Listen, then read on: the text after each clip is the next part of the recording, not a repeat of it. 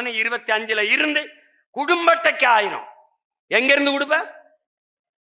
10 லட்சம் கோடி கடன், எல்லா துறைகளிலும் எண்ண முடியாத அளவுக்கு இழப்பு. எந்த அரசின் நலத்திட்டங்களை நிறைவேற்ற காசு இல்ல, காசு கிடையாது.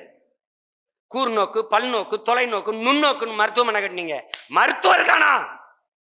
ஹாஸ்பிட்டல்ல டாக்டர் இருக்கானா? மருத்துவர் இருக்காங்களா? அரசு மருத்துவருக்கு உரிய சம்பளம் கொடுக்கப்பட்டிருக்கா? பேராசிரியர் பெருமக்களுக்கு உரிய ஊதியம் கொடுக்கப்பட்டிருக்கா? 14,000 பேர் ஆசிரியர் பணித்தேர்வு எழுதி வெற்றி பெற்றிருக்கான, அவனுக்கு பணி நியமனம் செய்ய வக்கு இருக்கா? இல்ல. மாநகராட்சி விளையாட்டு திடலாம் தனியார் கொடுக்கறது, கடைசியா சுடுகாடுக்கும் தனியா இருக்கு. இப்ப நீ பணத்தை வச்சுக்கிட்டு நிற்கும் போது பணத்தை கொடுத்தா தான் உள்ள விடுவான். கேளு, எந்த கொம்பனாலும் குறை சொல்ல முடியாத நல்ல ஆட்சியை கொடுத்து கொண்டிருக்கிறேன். எங்க அப்பா சொல்லுவார்ல 16 வயதுல படத்துல, நீ யாருன்னு கேட்டாலும் சப்பானின்னு சொன்னா சப்புன்னு அரைஞ்சுக்குரு, கோபாலகிருஷ்ணன் சொல்ல அப்படின்னு. அதே மயிலுக்கிட்ட வந்து கோபாலகிருஷ்ணன் அண்ணன் கமலஹாசன் சொல்லுவா, அப்படி அவன் சொல்றான், நான் தான் சொல்லிக்கிட்டு திறேன் கோபாலகிருஷ்ணன், எல்லா பயிலும் ஊர்ல என்னை சப்பானி தான் சொல்றாங்க. அது மாதிரி அவங்களே வந்து நாங்க நல்லாட்சி கொடுத்துக்கிட்டு இருக்கோம். நாடு மக்களும் சொல்லணும். நீங்களும் மனச்சான்று இல்லாம வெக்கம் இல்லாம ஆய்வுக்கு போனோம், மக்கள் வந்து என்னை வரவேற்றார்கள், சூப்பர் என்றார்கள். அதை தவிர வேற ஆங்கில வார்த்தை தெரியாத மக்கள் சூப்பர்ன்றாங்க. இவர் போயிட்டு சூப்பரா.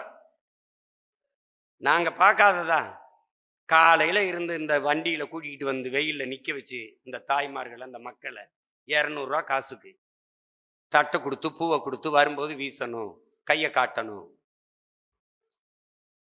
இது ஒரு ஆட்சி. அதானி கூட நடந்த ஒப்பந்தம் போட்டீங்களா இல்லையா? அதானி கூட உங்களுக்கு தொடர்பு இருக்குன்னு சொல்றாங்களேன்னு ஐயா மருத்துவர் ராமதாஸ் ஐயா கேட்கிறாங்க. அதுக்கு பதில் சொல்லணும்ல ஒரு பொறுப்பா தலைமை அமைச்சர். அவருக்கு வேற வேலை இல்லைங்கிறார். இதை விட உங்களுக்கு வேற வேலை என்ன இருக்குது?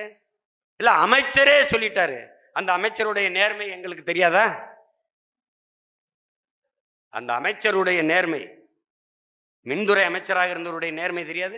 அவர் சொல்லிட்டா நாம் நம்பிடணும்.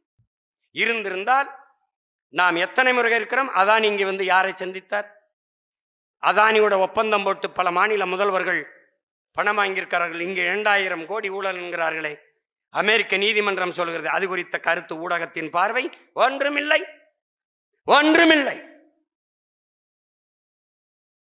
மதுரையில அரிட்டாப்பட்டியில அந்த டங்ஸ்டன் சுரங்கம் அமைத்து அந்த வளத்தை சுரண்டு பல மலைகளை, ஆயிரக்கணக்கான சமணப்படுகைகளை அந்த சரிச்சு வீழ்த்துகிற, அதற்கு யாராவது பேசியிருக்கார்களா? பேச மாட்டார்கள்.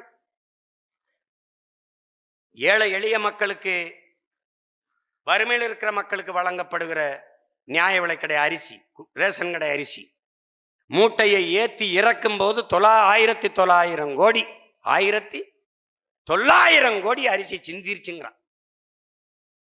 இது அறிவார்ந்த ஒரே ஆண்டுக்குள்ள 2022-23 இந்த ஓராண்டுக்குள்ள 1900 கோடிக்கு அரிசி சிந்திருச்சுங்கிறான்.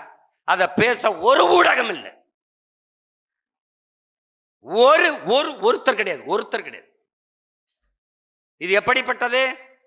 சர்க்காரியா கமிஷன் அந்த வழக்கில் போய் நிற்கும் போது அங்கிருந்து சர்க்கரையெல்லாம் என்ன ஆயிடுச்சுன்னா எறும்பு தின்றுச்சுன்னு சொன்ன ஐயா கருணாநிதியின் வாரிசு ஆட்சியில அரிசி மூட்டையில ஏத்தி இறக்கும் போது 1900 கோடி காணாமல் தான் போகும். சிந்திருச்சுங்கிறான். எப்படிப்பட்ட ஆட்சியாளர்கள் ஆளுகிறார்கள்?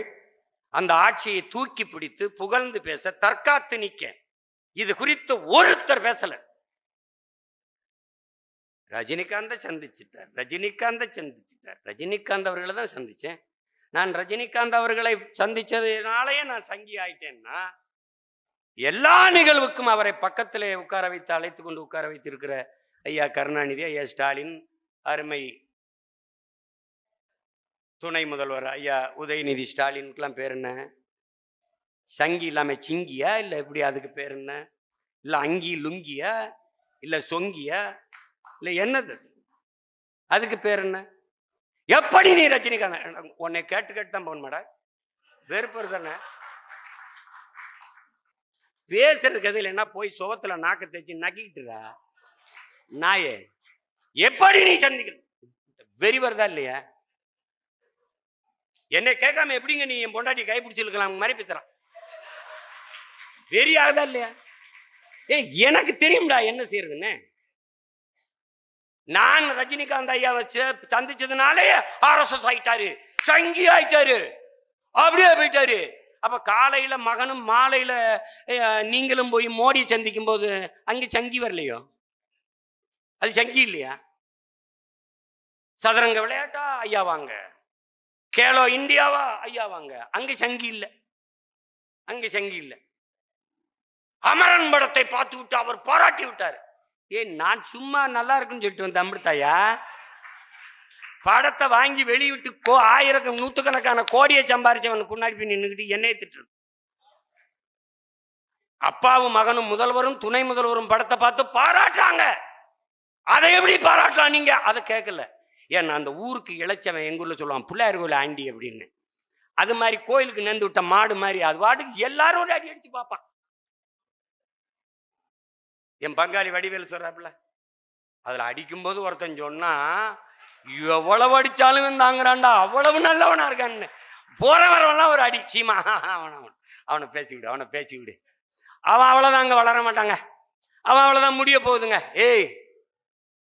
நான் எடுத்து வைக்கிற அரசியல் தேவையா தேவையில்லையா? தமிழ் என் மொழி, அது செத்து போச்சு, அதை மீளெழுச்சி கொள்ள வேண்டும், மீட்டுருவாக்கம் செய்ய வேண்டும் என்று பேச ஒருவன், என் இனத்தின் நலன், என் நிலத்தின் வளம், என் இனத்தின் உரிமை என்று பேச ஒருத்தன் இல்லை. இத பேசுற நாங்கள் வளரணுமா வீழணுமா? அது என்னடா நாங்க அழிஞ்சு போறதுல உங்களுக்கு அவ்வளவு சந்தோஷம்? தம்பி, நான் அழிவேன், ஆனா அதுக்கு முன்னாடி உங்க எல்லாரையும் அழிச்சிட்டு தான் அழிவனே ஒழிய அப்படி விட்டு போயிட மாட்டான் நான்.